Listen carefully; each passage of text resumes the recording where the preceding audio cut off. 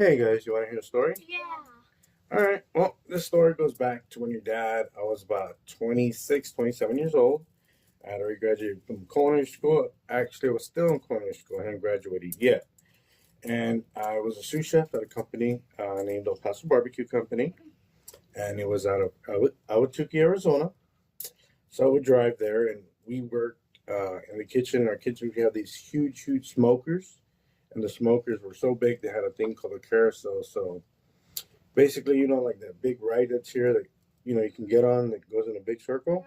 Okay, imagine something like that, but obviously not that big. But that's what it was like. And you put different meats and chickens in this machine, and it turns them around while it's smoking them.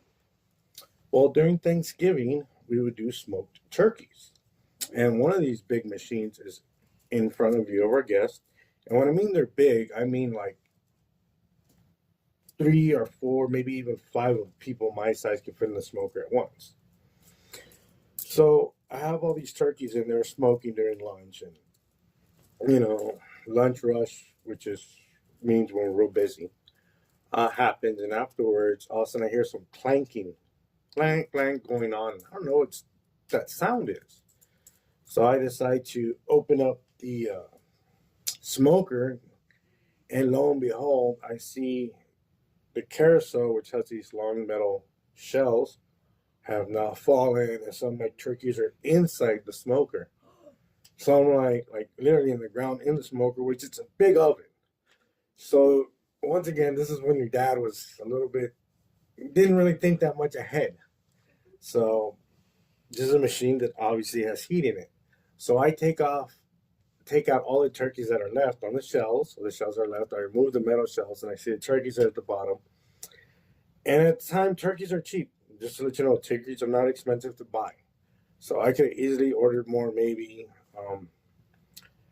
But your dad, and I'm sure guests got a show, decided to take them out.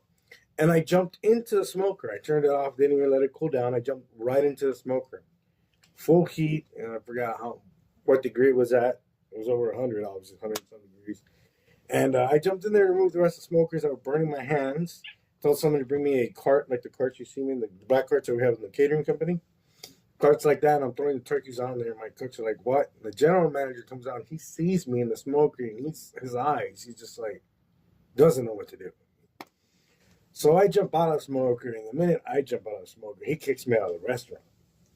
He's like, "Dude, you need to go outside." I'm like, "What's going on?" He's like, I was like, "No, I'm fine." He's like, "No, no, no." He's like, so when you jump into something that hot, which is bad for your body, very bad, don't ever do anything like that.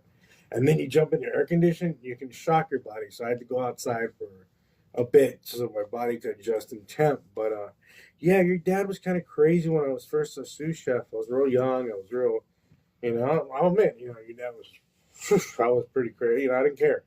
So I just saw turkeys, and I thought my food cost, and I jumped in a giant smoker to save these turkeys for Thanksgiving. So that was an adventure that customers saw. And I'm sure it's going to be another adventure.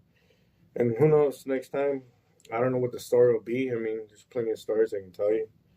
So I don't know. Next time I'll think of another story. Maybe I'll tell you a story about one of my other good friends and mentors where he was beating somebody up with a frozen duck.